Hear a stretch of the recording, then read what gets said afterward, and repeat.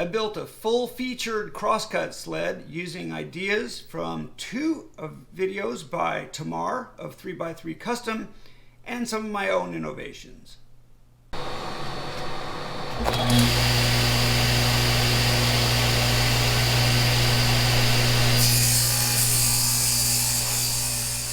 This video is more about sled design and sled thinking than it is about a how-to build your own sled. This is a 1-hour video boiled down from more than 100 hours worth of work building two different sleds, doing lots of experiments and lots of trial and error learning.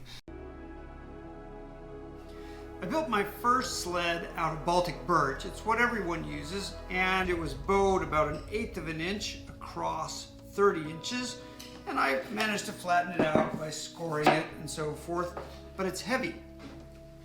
I got this birch veneer core, and wow, this doesn't weigh anything. This is like a foam core. This is right out of the middle. There's no chance to get a splitter here. So I took the other piece and I cut my sled, my second sled out of it, and this, honestly, this weighs half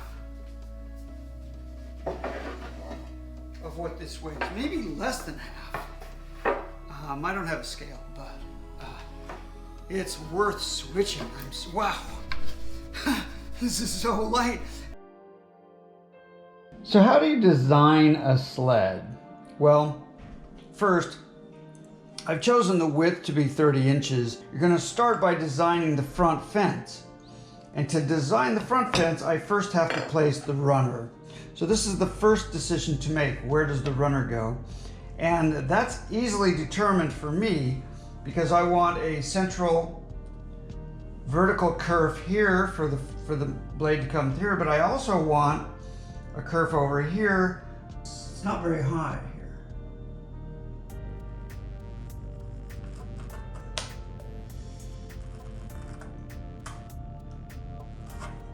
So that's probably going to be my curve there. And that gives me this much landing area here for the offcut pieces to stay on top of the sled. And then that means, so that's the decision. That's the whole decision right there. That will determine the rest of the sled, believe it or not. This one decision, where does this line go, determines where everything else gets laid out. Because that means that the runner is here. And this isn't the piece of plywood I'm going to use. That one is getting straightened out. But just to show how this works, that means that when the runner is over here,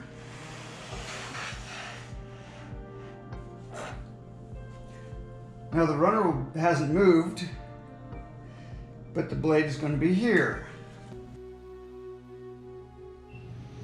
I'm going to put a racing stripe in here to show where the runner is, so I have a visual on top and I know every time exactly where it is. This has now had 7 coats of spar urethane. I put my racing stripe in a couple of coats ago, so I'll have 3 total coats on top of this, so that just makes it less likely to scratch up the black paint. And now I'm just going to, I've sanded it 3 times along the way. Now I'm just going to put the final 8th coat for being ready to cut.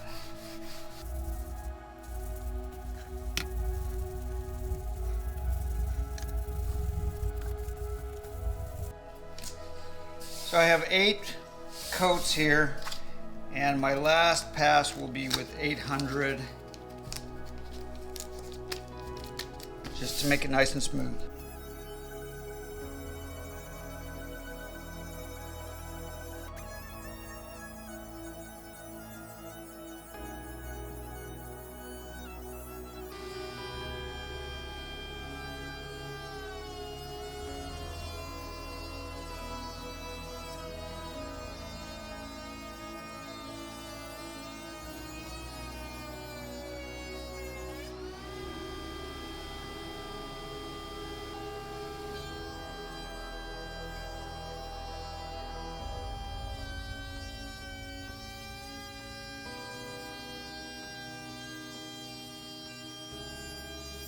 cut, it's also hard to peel.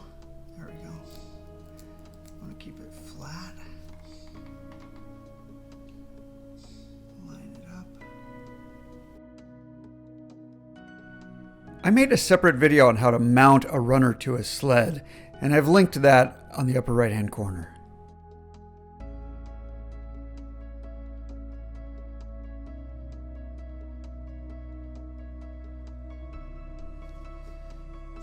I put 3 coats of wax on the bottom, so now I'll just give it a quick buff.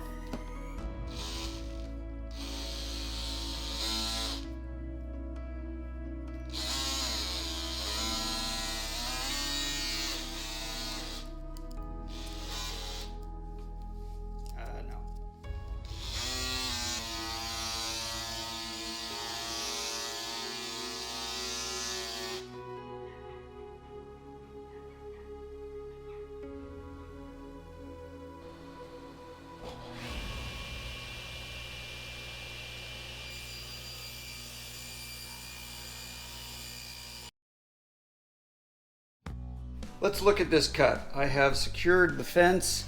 It goes out, but it doesn't go back. It's actually very solid down here where I need it to be. I put my stop in so here when I'm up against the fence, I have the right mark on center here. And then when I hit the stop, I'm in the middle there.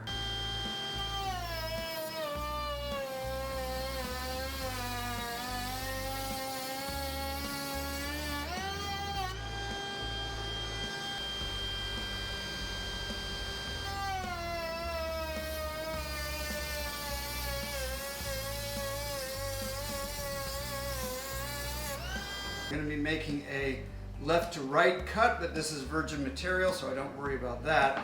The only difference is that the blade's going to be spinning a bit away from me on the leading edge here. It's going to push a little bit this way instead of toward the fence, but it's not going to be a big deal. I'm going to be pushing anyway. And the dust is going to go straight out through the channel.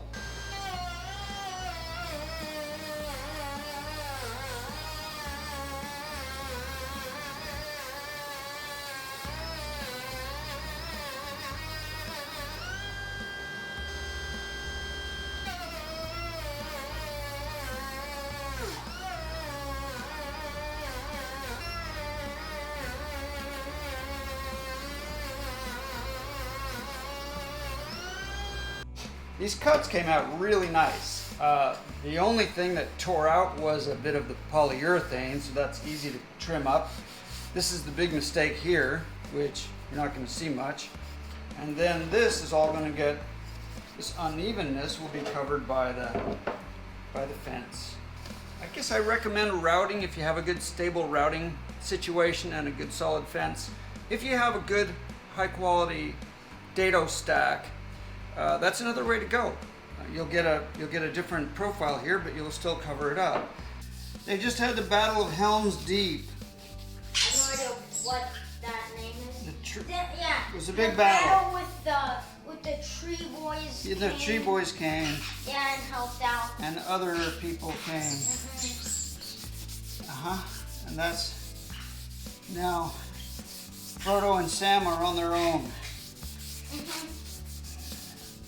With Gollum, right? Wait, but Gollum said he'll take them into Mordor. And they're on the way into Mordor with Gollum, I think. No, they're at Mordor. No, Gollum said, don't go through the front gate, come with me, and they're going with Gollum in a different way. Oh, yeah. Some way, I forget. Come on, hobbitses. Somehow he's like good but bad at the same time. Yeah, well, they're trying to use him, but they also know that he'll eat them if he has a chance.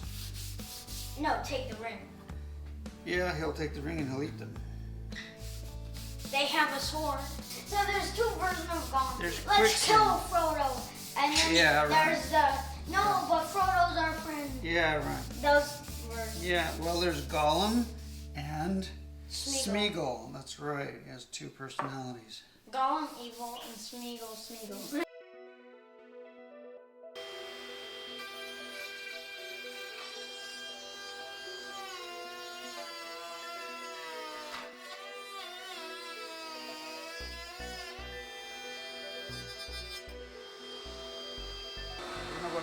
It's not a bad thing, because this is coming out, but get something.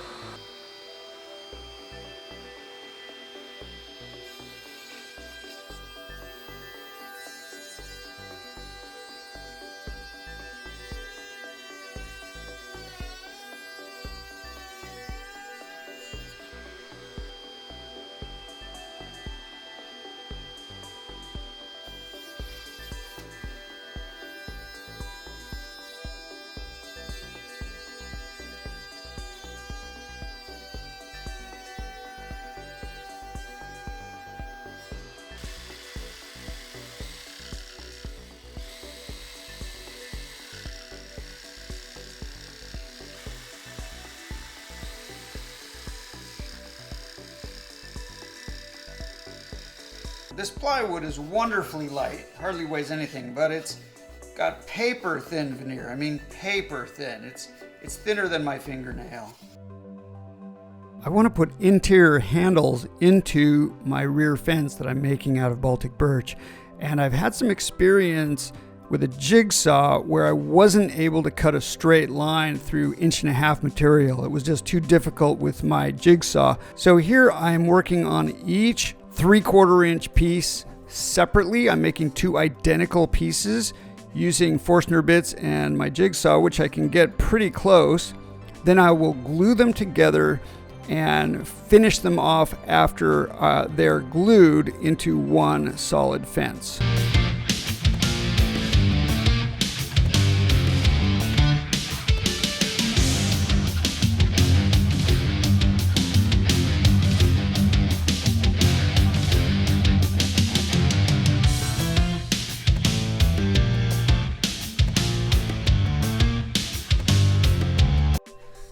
So by putting the clamp here, I prevent it from traveling past this point, because otherwise I don't want to make a dent where I shouldn't here. So I've limited the travel of my piece. Now this is too much wood to take out, so because 1/8 of an inch is half the diameter of the bit, it'd be a lot easier if I had a 1/2 inch router. So I'm just going to take a light pass. It's really better to make light passes with routers than to let the router struggle.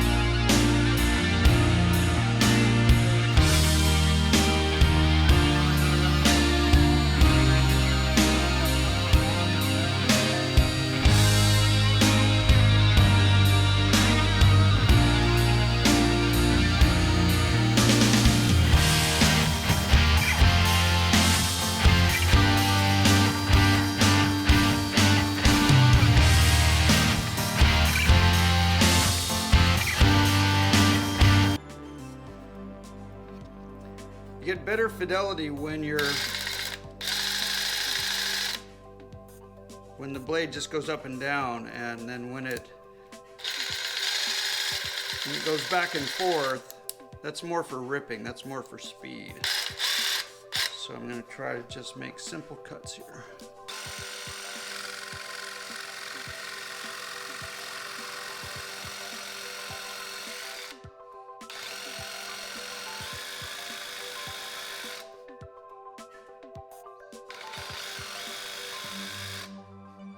That's good enough. See how it easily deflects. See that? It's not cutting straight, and That's the problem with a tool like this.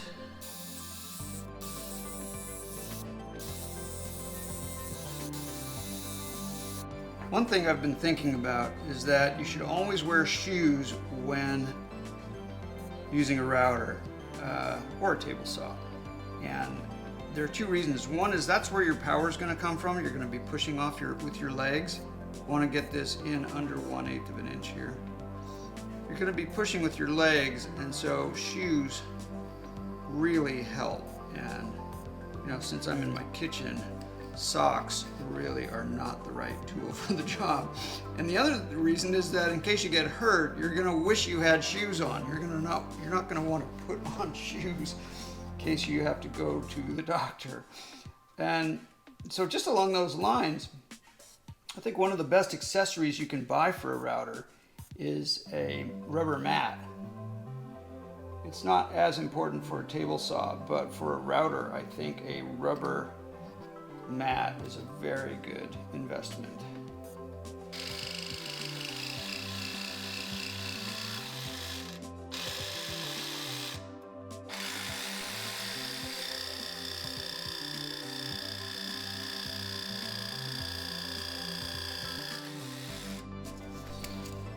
I'm just thinking about what's the right tool for a job like this. And you know, the first answer that comes to mind is that this is what a bandsaw or some kind of a scrolling saw can do.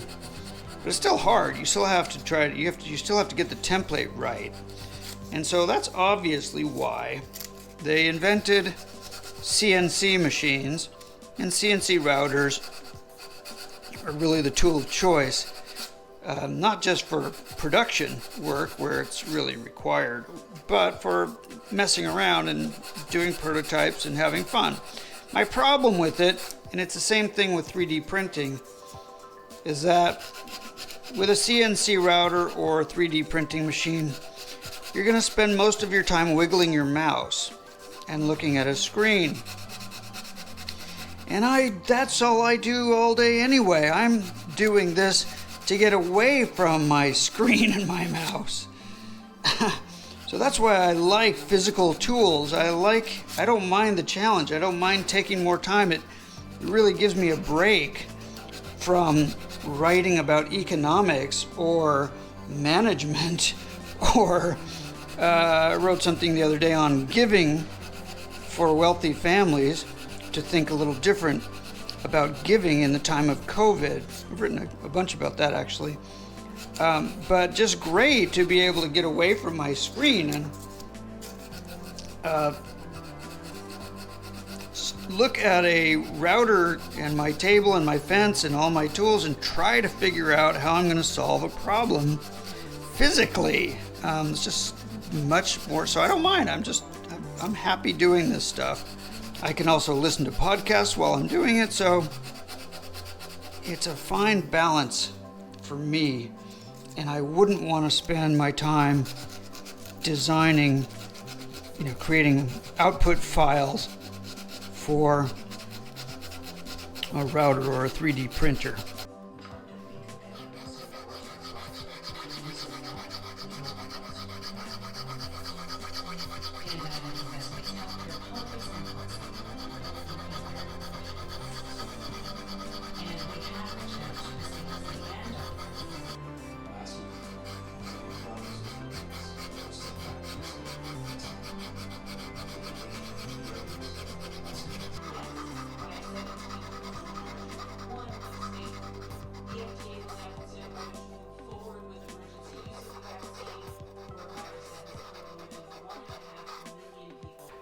The quality of the finished product is a function of the preparation ahead of time. And I have taken enough time, I think, to try to make a smooth path for the bearing for this next operation. I'm going to round off these corners, and the corners don't count right now. What matters is the bearing path, which is down, down in here. At this level right here. None of the rest of it matters.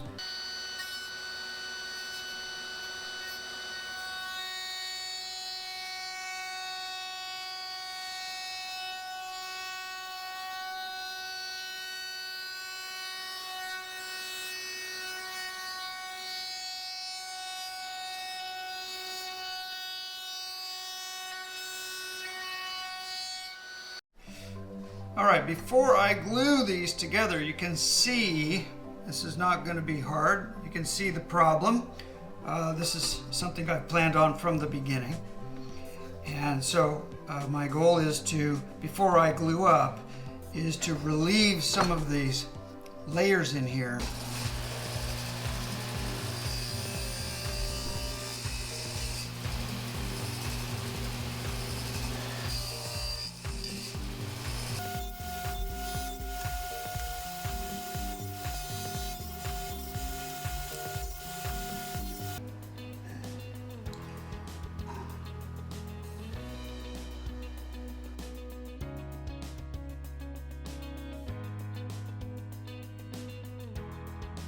I'll do one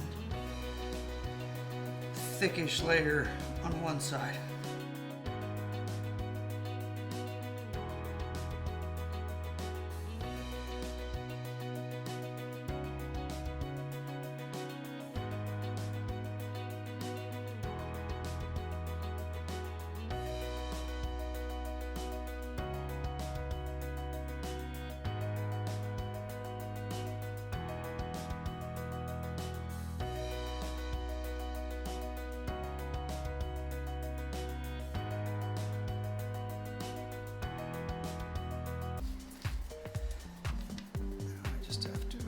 As best I can.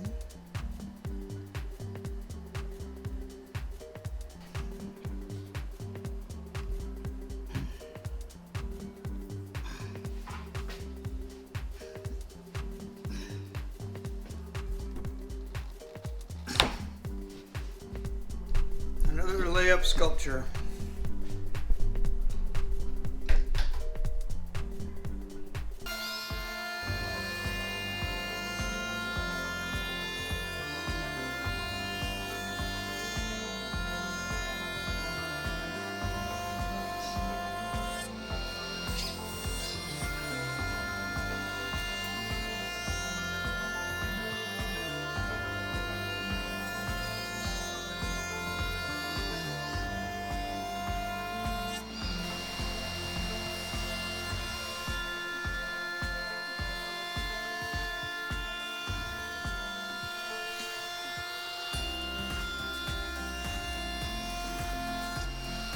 Now I'm going to use the Spar water-based polyurethane and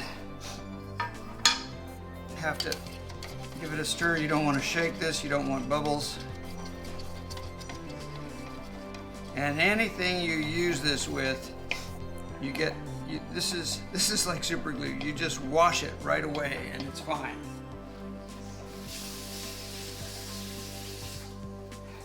You can reuse it, and it's the same with the rags. This is a t-shirt cloth from an actual t-shirt, actually. I don't want any excess. I just want to push it all in.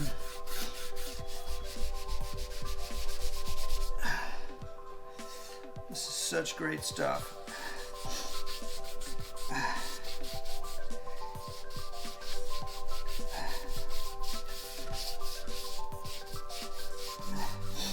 It dries so quickly, you can just kind of keep applying it at the beginning because it just soaks right in.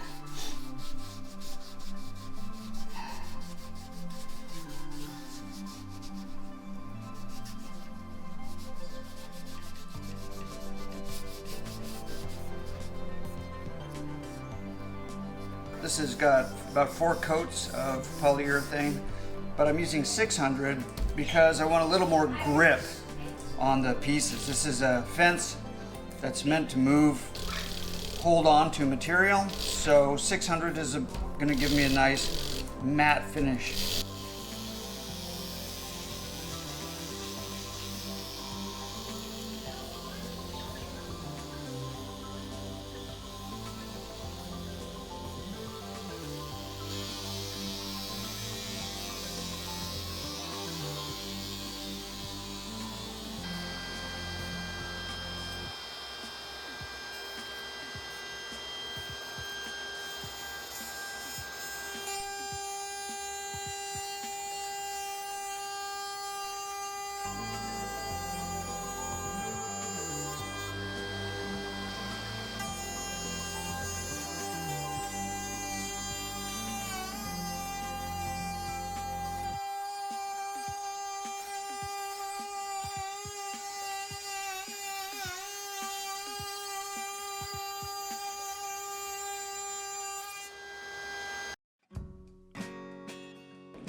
I have to take these out because I forgot to cut them back.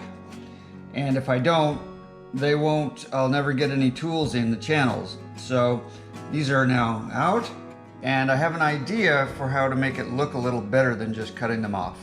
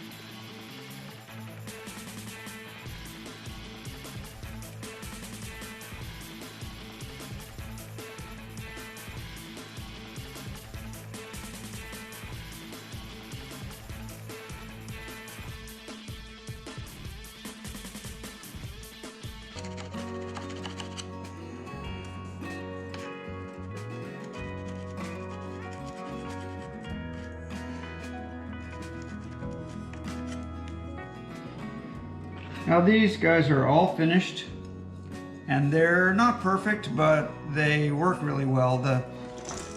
These pieces slide in really easily. Now I'm going to glue them in. And hold on. I want to talk about this because this isn't going to work. If you look on YouTube, you're going to see two kinds of sleds. Some of them have 2 layers of 3/4 inch plywood, so they can do a zero clearance insert, or so they can really screw in the T-track. And Tamar has made one of those with 2 layers. That's 1.5 inches of material, and your blade's only 3 inches tall on a 10-inch table saw. So that's half your blade height right there. And you're going to end up using other sleds to just get full advantage of the blade height. So that's less useful. So I wanted to make a 3/4 inch base sled with T-tracks embedded. And to do that, I used this shortened screw that Tamar also did, but she was using heavier plywood with more layers and was really able to get a good bite using those screws. This plywood is very light and didn't hold, and I'm not surprised. Also, I've shown that I've really glued these in with CA glue and accelerant. But if you look at how this works, what is this? As I push down on this is really just a hoist to pull the track up, right? There is no amount of CA glue that is going to keep me from just hoisting this up as I turn this knob. That's not going to work. So I really have to secure it with some kind of fastener, and I'm hoping that the short screws, I've only got 3/8 of an inch of plywood to work with, and it's not premium plywood. It's not heavy, it's very light.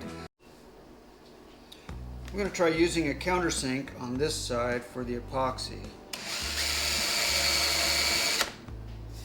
So there will be kind of an hourglass shape between the screw and the epoxy, shape of the epoxy that holds the screw down.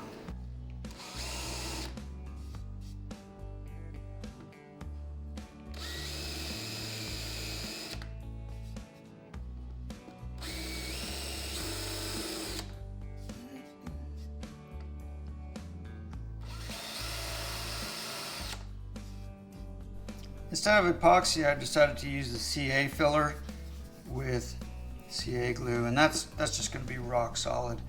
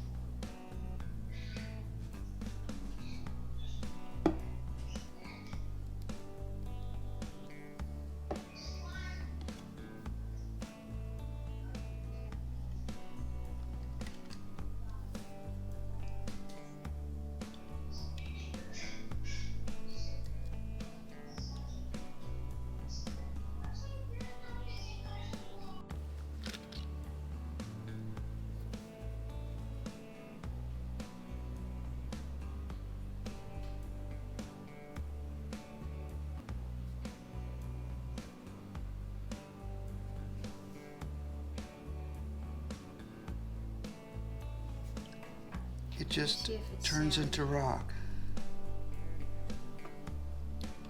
in seconds. Yeah, it's rock. You have to drill it to... Even drilling is hard. It's hard.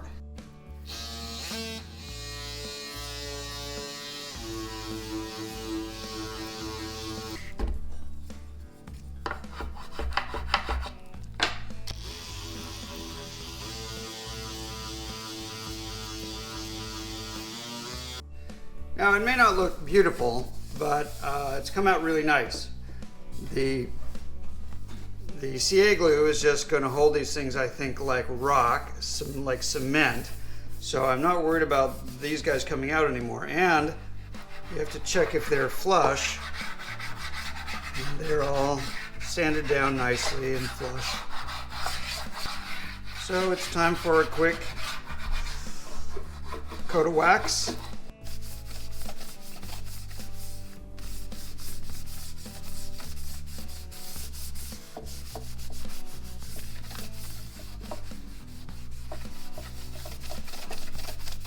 So here's a test. I've got extra screws in here,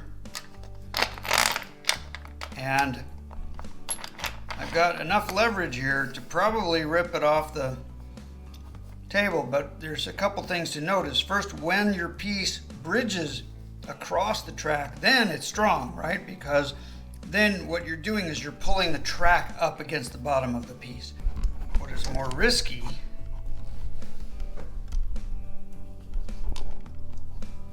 when you're off to the side like this, and now you're pushing down here and you're pulling the track up underneath, right? And this really is a hoist. I imagine if I work at it, you know, something's gonna just crack and something's gonna come up. I'm not trying to do that.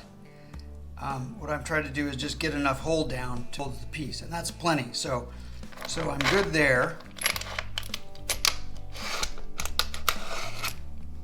Now we'll try this one, which is the most likely thing I'll be using most of the time. And again, it's the piece that is not crossing the track that is the dangerous one.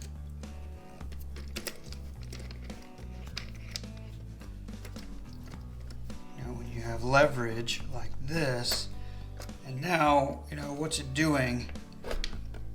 It's pushing, it's pulling up, right? It's trying to pull, as I push down on this, it's trying to pull the track out of the base. You know, so I'm not going to overdo that either. I just want enough hold down that I can get a good cut, right? That's why this is just going to live on the sled, and I'm going to keep it pretty light, just like that. It's not going anywhere. This is a really handy kit for about $18. You get, I don't know, 4 drums and 5 sets of sanding rolls, and it works great.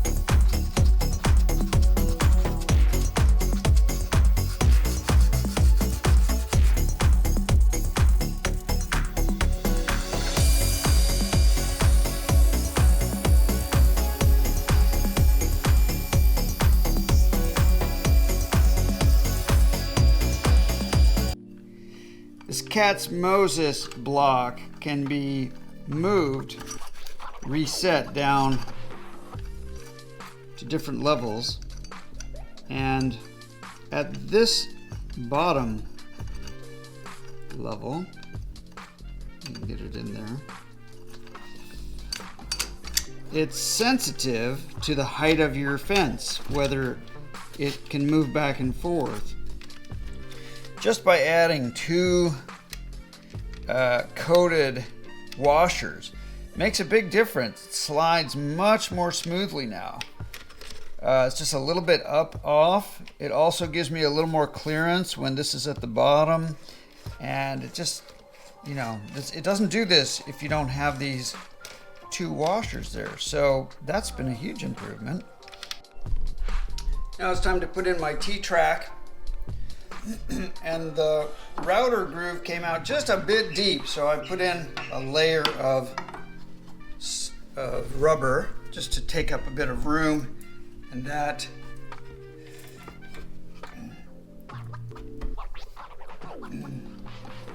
makes it a bit proud.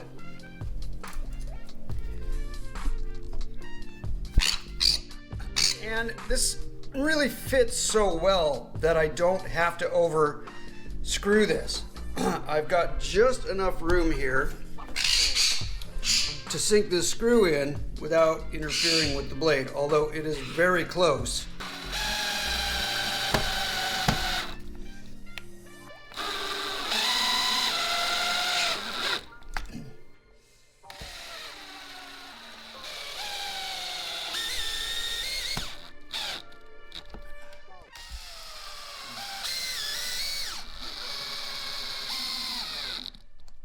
That's all I need.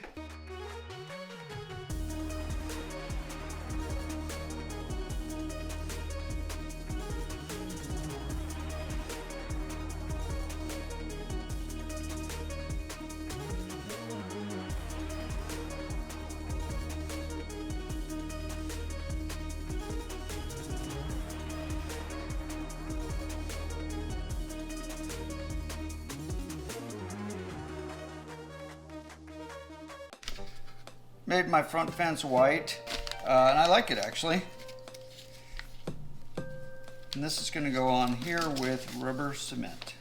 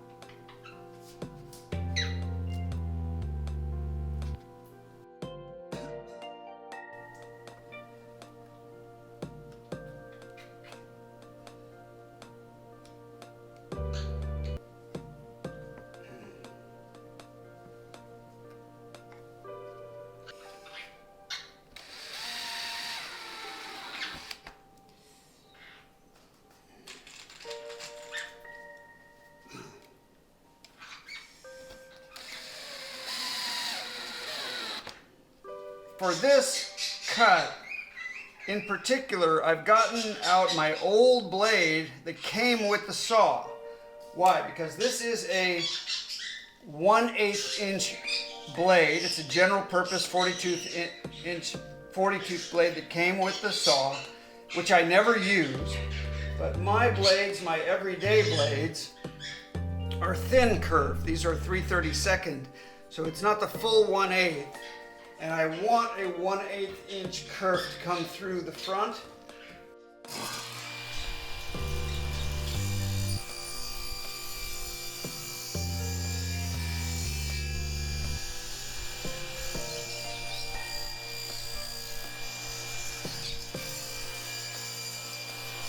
Helps to turn the fan on before you do that.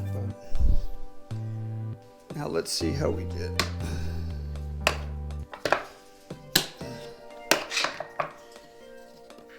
There we go. That looks nice. That's a good cut.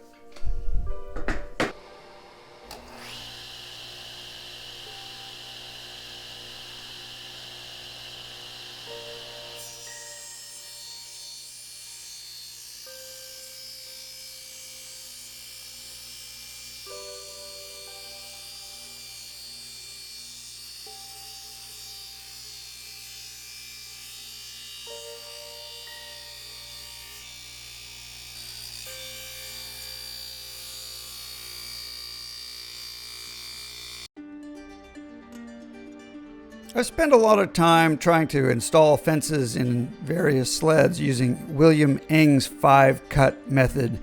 I've spent hours with calipers and calculators and doing a lot of math and getting the signs right and drilling various holes, and I really don't think you need any of that. I think I have discovered a better method. So rather than show you all the experiments here that I've been through and all the trial and error and all the Swiss cheese on the bottom of my fence here, I'm going to put a link to 2 short videos I've made. The first one is on runners and installing the runner, which is something many people cover in various other videos.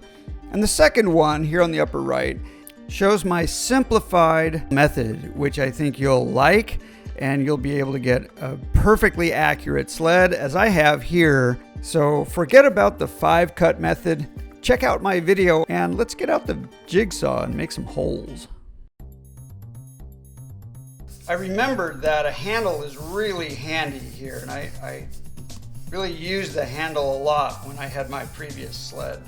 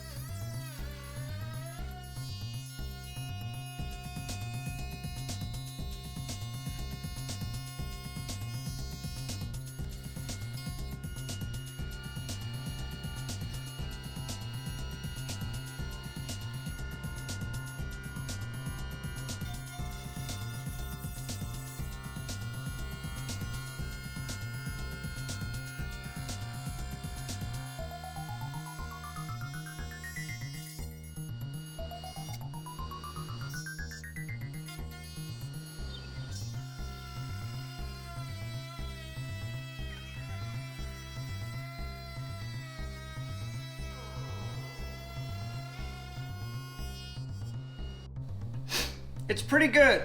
The basic cuts are there. You'll see this is going to finish up real nice.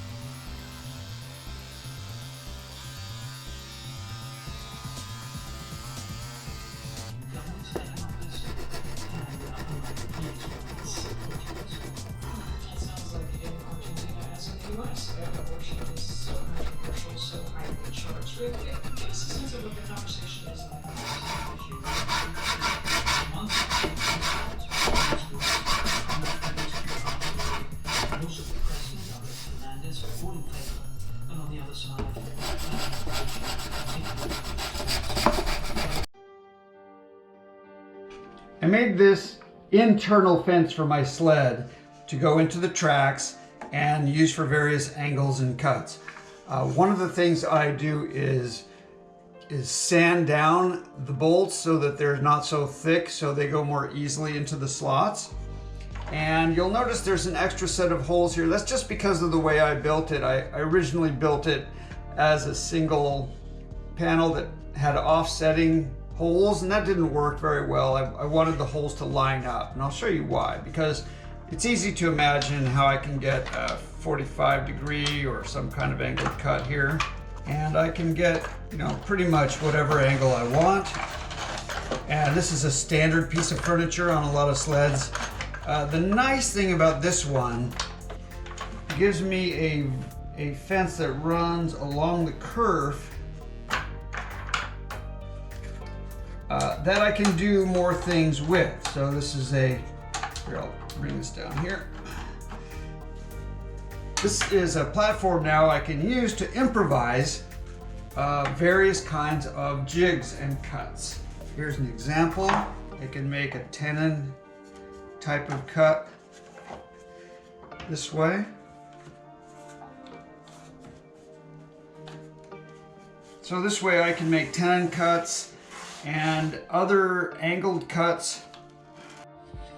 I'm going to use this to make a difficult cut.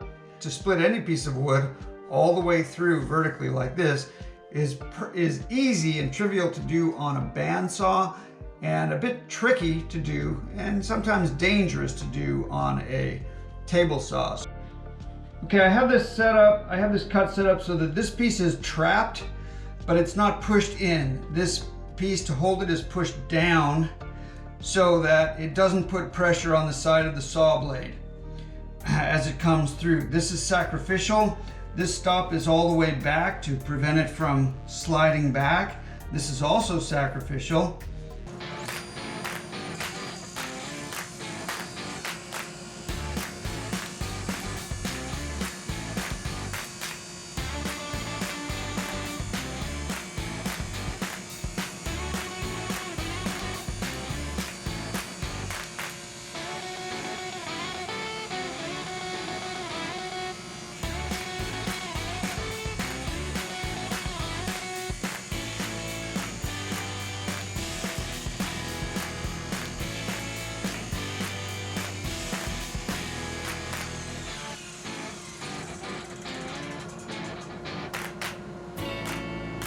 That was with a crosscut blade, which got hotter than I would have liked.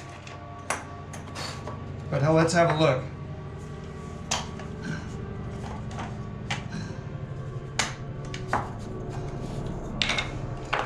And there we have a half-sawn piece of plywood that is pretty good for a table saw. With a rip cut blade, this would have been perfect. So that's an example of how you can use a little interior fence like this to get cuts that you would otherwise have difficulty getting.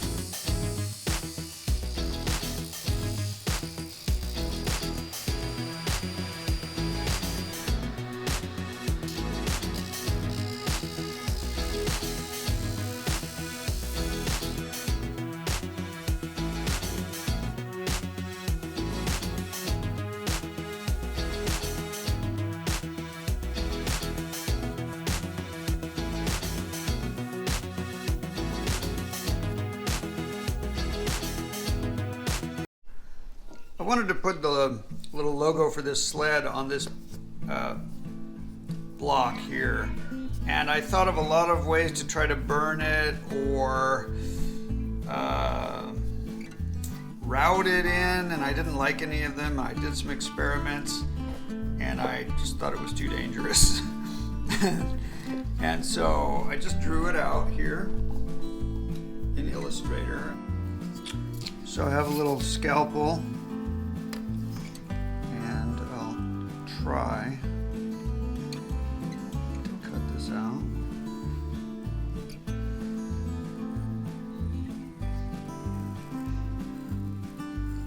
I had an X-Acto knife, but the birds took it, and I don't know what happened to it. It's under a sofa somewhere or someplace, I'm not sure.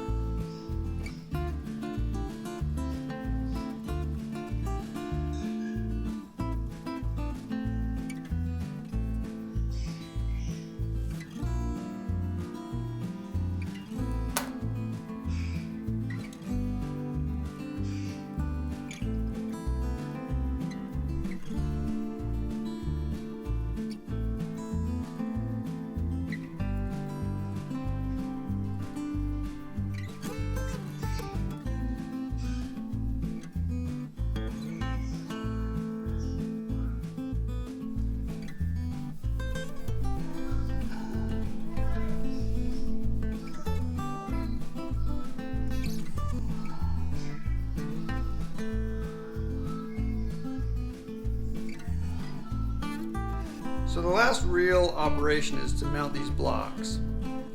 And this one I have put my cutout logo and I've sprayed with a few coats. My goal is to put in some big screws to really hold this in, because I'm trying to bridge these two pieces of wood that are separate, and I don't want it to flap or flutter while things are vibrating and cutting. So I've got a bit of a screw strategy here. You can see I've got some monster screws here that'll be going in, and they're not even close to too long, because they'll be 3/4 of an inch lower. So I've marked my positions for those four, and then I'll glue as well. Last time I did this, I regretted it, but now I'm happy with my fence angle. So.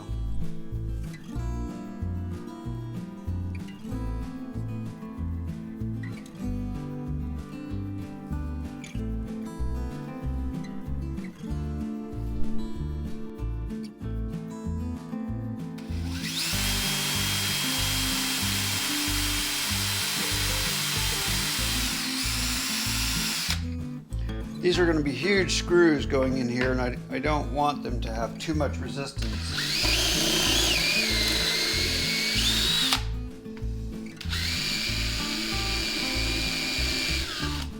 Oh. That's from the setting the that's from setting the fence.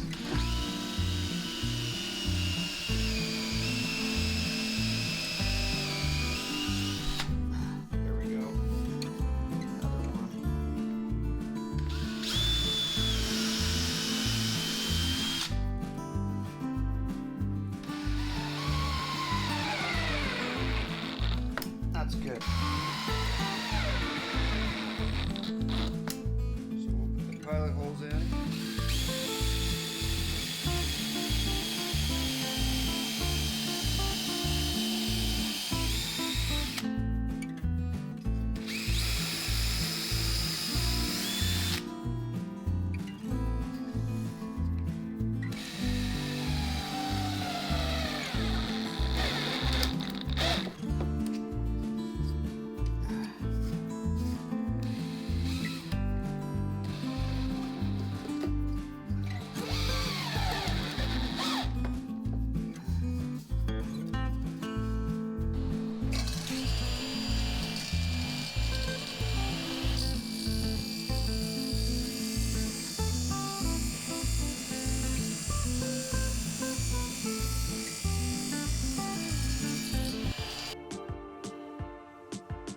I bought this roll of 180 grit adhesive back sandpaper a while ago, thinking that I would use it to make this more grippy. It's not the most gorgeous, aesthetically pleasing stuff, but it helps give a good grip when you're trying to rig up things. Duragold. It's the same as my sanding blocks. Duragold is great stuff.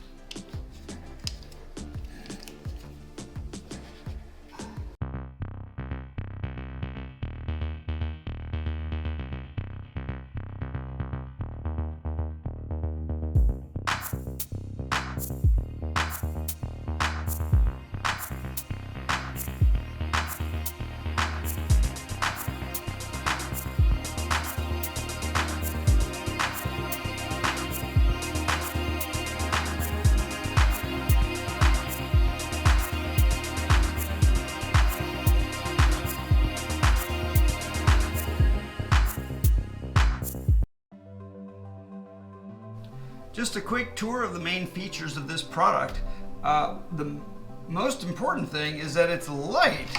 It's not the same weight as most sleds. It's remarkably agile, and I like being able to just take it right off and take it anywhere without much effort. I really like the racing stripe, which helps me put it down. And the accessibility, so I've got chamfered sides so I can pick it up here, and I often grab it this way. This is really, I just easily grab it and put it on and off that way. The handles are to me a big deal, and more sleds should have more handles. Another really nice feature is that all my hold downs just slide right in easily.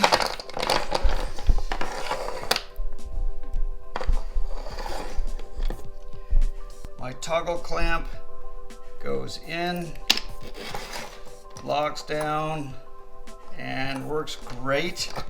Everything is super secure now. So I use the toggle clamp most of the time. That's my go-to hold down. And the back looks nice. The Cat's Moses stop block slides really well. This is also the only sled that has its own branding. This is not my logo. I just made this up because of the way this turned out. This is part of the design language of the sled.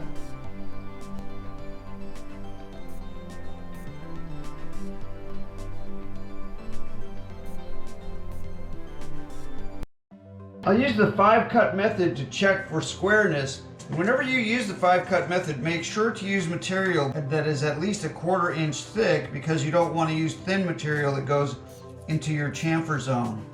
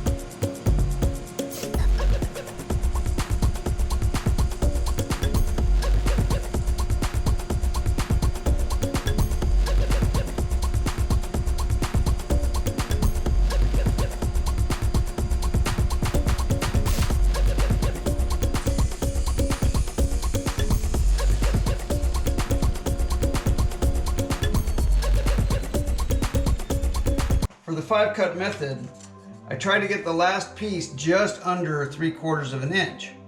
Why? Because then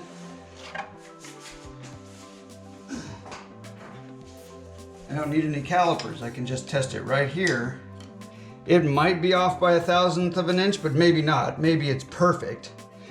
And you don't need the 5-cut method to set any fences. You can just use a triangle or a square, as I show in another video. So this is a very square fence on a very square sled that I can use all the time for very accurate cuts.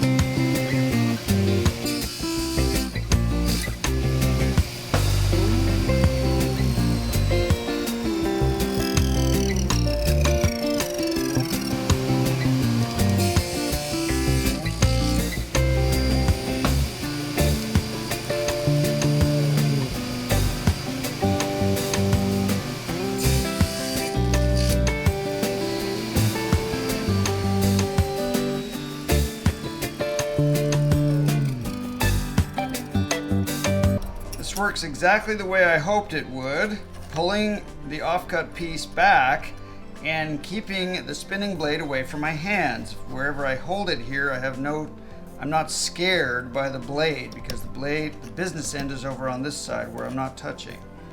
And the pieces, of course, are 45 degrees because I measure it with my angle finder. So this is just very useful, and I find this more practical than having it on the other side of the track.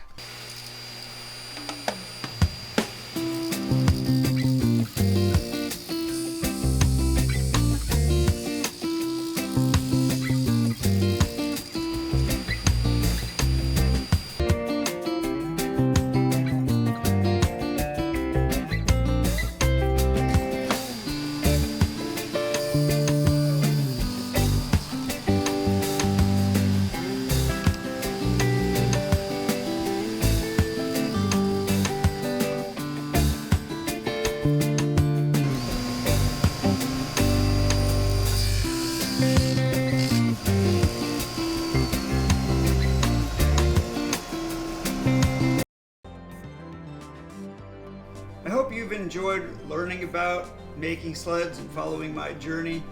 I use this thing all the time and I find it incredibly practical, and I hope you'll see my other videos for other fun projects.